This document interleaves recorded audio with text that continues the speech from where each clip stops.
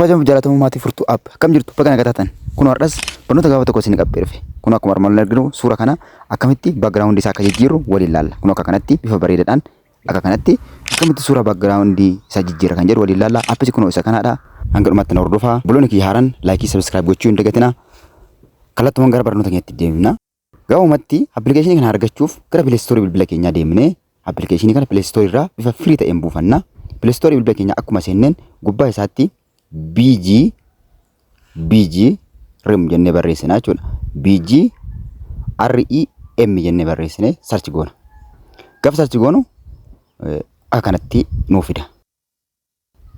Gaafa search goonu lammaffaarra kan jiru kanaadha jechuudha. BG REM remove video background jedha. Kun kan argaa jirtan kanaadha jechuudha.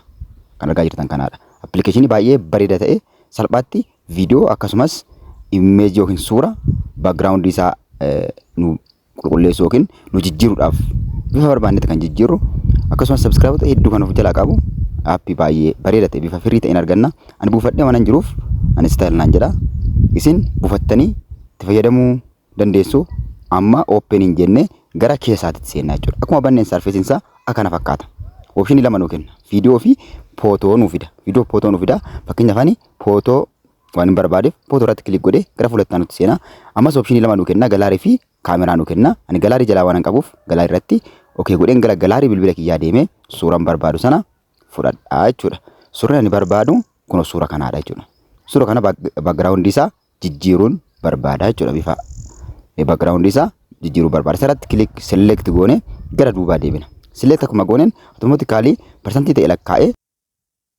fuula kana nuuf fida gidduu gidduutti beeksisa garaa garaa dhufe baay'ee waan hin turreef sakandii muraasa waan ta'eef obsaan eeggannaa daddafee kanatti lakkaa'ee 100 jedhee gara duubatti deebi'a.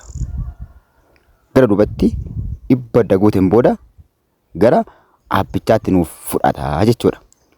Akkuma argitan haqee jira jechuudha duuba isaati. Haqee jira kun.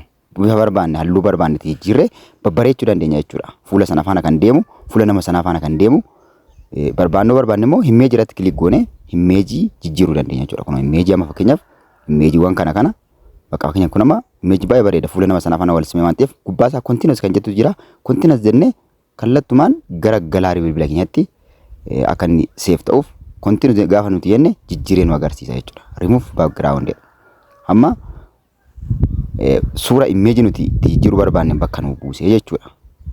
Achumarra kan jiruun bakka nu buusee jira jechuudha. Fakkeenyaaf 100 gaafa jedhee walumaan laala jechuudha. Kunoo akkuma argitan jijjiiree jira jechuudha. Background suura kana jijjiiree download kan jettu kana gadi click goone gara galaarii bilbila keenyatti buusuu dandeenya. Salphaadhumaan bakka gara galaarii bilbila keenyatti buusuu dandeenya. Appiin har'a waliin ilaalle kana fakkaata. Play Store keessan irraa salphaatti uffachuu dandeessu yookiin immoo furtuu app Telegram channel irraa argachuu dandeessu. Itti fayyadamaa waan gaafisiin ta'e immoo comment irratti barreessaa. Like gochuun dagatinaa buloonni haaraan immoo subscribe gochuudhaan nuti na dhaabbadhaa isin jenna barnoota haaraa akka kanaa salphaatti argachuudhaaf mallattoo notification isaa ibsadhaa nagannaa ta'a hanga xumuraatti waan hordoftaniif guddaa kabajamaa yeroo biraa barnoota biraatiin walitti deebina